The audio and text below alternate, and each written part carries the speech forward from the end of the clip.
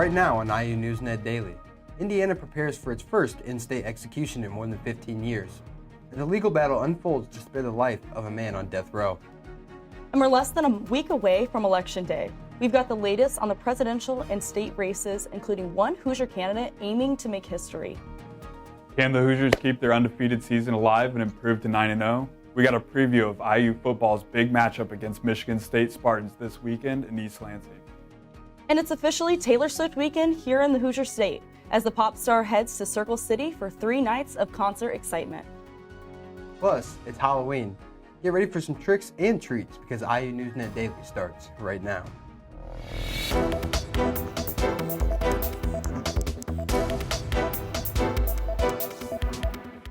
This is IU NewsNet Daily. I'm Drew Stoltz. Thanks for joining us. And I'm Emma Meredith. It's Thursday, October 31st, Halloween, and the last day of October. Thank you for being here. We begin our newscast with breaking news overnight. Firefighters are investigating a large wildfire near Lake Monroe. According to fire officials, just after 5:30 p.m., a resident contacted 911 to report heavy smoke in the area near East Concord Avenue Drive off State Road 46. Monroe fire crews were dispatched to the scene and worked with DNR officials to locate the fire. Due to strong winds, approximately 15 to 17 acres were destroyed before the fire contained earlier this morning. In total, 25 firefighters, including 6 from Indiana DNR, responded to the incident. The cause of the fire remains under investigation. Here on campus, did Indiana University football fans violate the campus's controversial expressive activity policy this past weekend? Some believe they did. IU's freedom of expressive activity policy implemented this semester bans assemblies and protests between 11 p.m. and 6 a.m., along with carrying signs and the building of unapproved structures. This has sparked debate over whether IU football's game day experience violated the policy. Before the Hoosiers game against the University of Washington this past weekend, fans camped out for free game day admission at 6:30 a.m., lining up around Memorial Stadium with signs, chairs, and sleeping bags. In a letter to IU's provost, 15 faculty members argued students violated multiple regulations, but the faculty do not want anyone punished. An IU spokesperson clarified that waiting in line is not considered expressive activity, stating the event was sanctioned and operated with IU's consent. The professors called for IU to rescind punishments for other campus expressive activities and reconsider the implementation of the policy. Indiana's first death row inmate in more than a decade is facing execution before the end of the year. Joseph Corcoran and his legal team are now making one final attempt to halt his pending death sentence. Corcoran, who was convicted of murdering 4 people in 1997 in Allen County, received an execution notice from the Indiana Supreme Court last month. He is scheduled to die December 18th. Despite his attorney's arguments for sparing his life due to mental illness, state courts have upheld Corcoran's conviction and sentence. Now his legal team is petitioning the Allen County Superior Court to overturn a 2-decade-old ruling that removed an option for post-conviction relief. Here in Monroe County, the County Council has greenlit a $103 million budget for 2025, including a $3 million rainy day fund to strengthen community resources. The new budget, finalized on Monday, will come with a slight tax rate drop to 0.37%, just below last year's rate. As part of this year's allocations, the Council has awarded $167,000 in community service grants to 42 local organizations. You can view these grant applicants on the Sophia Travis Community Service Grant website. The City of Bloomington faces a crucial deadline as its 20-year water contract with the state of Indiana expires in just a few months.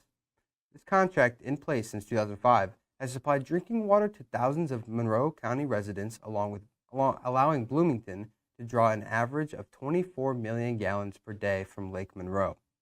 Now, city officials are pushing for a new deal to increase water access by 25%, aiming for a new limit of 30 million gallons daily. Currently, Bloomington controls about 21% of the entire water supply storage in Lake Monroe. Negotiators say they are optimistic about reaching a new agreement before the contract expires in January of 2025. A Bedford couple is facing animal cruelty charges after a 6-month investigation revealed unsafe and inhumane conditions for the care of their dog. Michaela and Billy Patton have been charged with animal neglect after the Lawrence County Sheriff's Department monitored multiple instances of abuse to their German Shepherd named Sophie. Authorities received a tip back in April when the dog was observed being hit by a car and not receiving proper medical attention. Continued reports from neighbors throughout the summer alerted authorities to Sophie's worsening condition.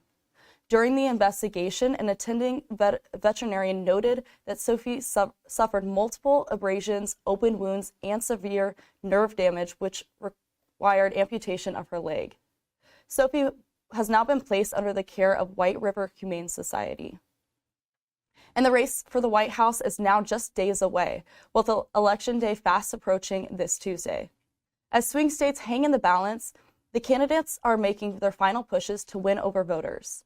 Both Kamala Harris and Donald Trump campaigned in swing states last week, hosting competing rallies in Wisconsin on Wednesday. Harris held a Get Out to Vote rally in Madison featuring performances by Gracie Abrams, Mumford & Sons, and Remy Wolf. Meanwhile, Trump spoke in a Green Bay suburb with former Packers quarterback Brett Favre in attendance. Both candidates addressing key issues to try to sway last-minute undecided voters. On day one, Donald Trump would walk into that office with an enemies list. You know, he talks about the enemies from within. When I am elected, I will walk in with a to-do list focused on your needs. You can't lead America if you don't love Americans. It's true. You can't be president if you hate the American people, which I believe they do. Both Trump and Harris will hit the campaign trail in Arizona today before both candidates return to Wisconsin again on Friday, both fighting in a dead heat for president. For one last time, Indiana's 3 governor candidates met on the debate stage to offer final remarks to win over Hoosier voters. Republican Mike Braun, Democrat Jennifer McCormick, and Libertarian Donald Rainwater spoke at a statewide televised debate. The candidates discussed labor unions, cutting government jobs, and gun regulations. McCormick emphasized the importance of local economics, abortion, and health care, while Braun focused on the need to retain talent and workforce here in the state of Indiana. Rainwater blamed the government for Indiana's woes, including a negative impact to the educational system. Election Day is this Tuesday. Here in Indiana, a candidate for state senate could make state history if elected. Democrat Veronica Pergil became Indiana's first transgender elected official in 2020 when she won a seat on the Greencastle City Council. Now Pergil is running for Indiana's State Senate District 20 seat. If elected on November 5th, she would be the first openly transgender state lawmaker in Indiana. Pergil's campaign cites Indiana's recent anti-LGBTQ+ laws as a driving force behind her decision to run. Pergil telling Indiana Public Media, quote, "I'm not running to make history, I'm running to make a difference in my community." Currently, there is only one openly LGBTQ+ lawmaker serving in Indiana's General Assembly. Here at Indiana University, the Kelley School of Business is hitting the road, sharing insights on Indiana's economic future across the state.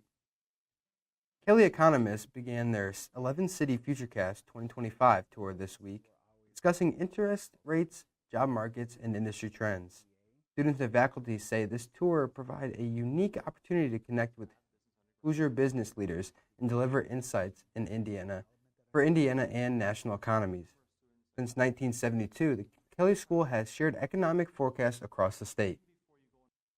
From the business school to the School of Informatics, IU NewsNet Jack Bassett is reporting from Luddy, where one class is turning tech into a Halloween treat.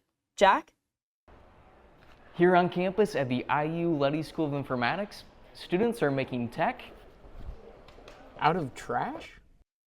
A robot is not just like the flashy spot robots that you see on the videos from Boston Dynamics, right? A robot can be something very simple.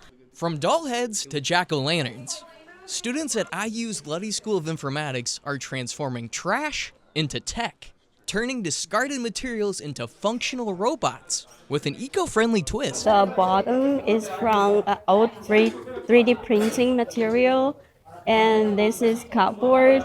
The class focused on human-robot interaction, asked students like Jin Nan to transform scrap materials into functional robots. Instructors say that to create technology for the future, there first must be a future, emphasizing the importance of sustainability and its role in innovation. We've been trying to teach people to think more critically about those systems and also be able to build them.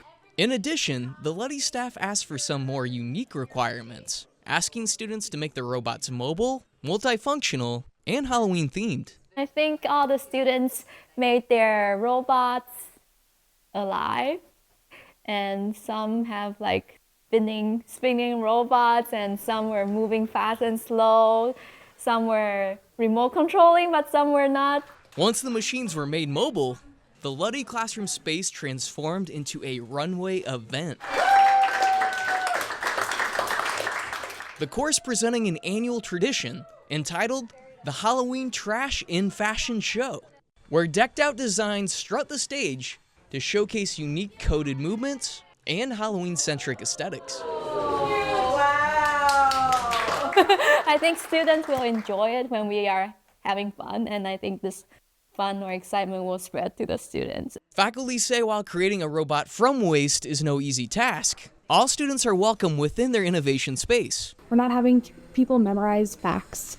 We're not quizzing them on what the form factor of robots are or how a circuit connects, what side is the anode or cathode of an LED, but we really are hoping that, they'll take what they can from the process of prototyping and be able to apply that to other problem solving that they have in the future. Reporting on Indiana University's campus, Jack Bassett, IU NewsNet Daily. Thanks, Jack. Now turning to the College of Arts and Sciences, big changes are ahead as IU moves to restructure the linguistics and second language studies departments over the next 2 years. Staff in both departments were notified of the plans in September without a chance to provide input, prompting the formation of a committee to negotiate the details with university officials. We'll keep you updated as more information on this change becomes available. And a campus favorite is getting a new look. The Village Pantry near Eigenman Hall on East 10th Street is transforming into a Way-to-Go Mart, joining a growing local chain of convenience stores. Way-to-Go Mart was founded by Purdue alumni Sonny Sig in 2018. The main differences between Way-to-Go Mart and the Village Pantry are the cheaper prices and the inclusion of nicotine and tobacco products. So far, the chain expanded within Indiana with 20 different locations. The sign announcing its latest location is expected to be up soon. With cooler weather comes an increase in fall illnesses. IU Health Center staff are doing their part to help combat sickness season this fall here on campus. Walk-in flu shots and COVID-19 shots are available to all IU faculty, staff, and students. No appointment needed. Just stop by the Student Health Center pharmacy on the second floor. For more details on hours and location, you can visit the Health Center's website. Turning now to sports, IU NewsNet Daily Jonah Ballard is in studio to take a look at the Cream and Crimson, both on the court and on the field. Jonah? Thanks, Emma. Quarterback Curtis Rourke is nearing a return after a thumb injury sidelined him in the Hoosiers' recent win over Washington. Head coach Kurt Signetti said Rourke has been throwing and gradually increasing his workload as the week progresses, but his game day status remains uncertain ahead of Saturday's matchup against Michigan State.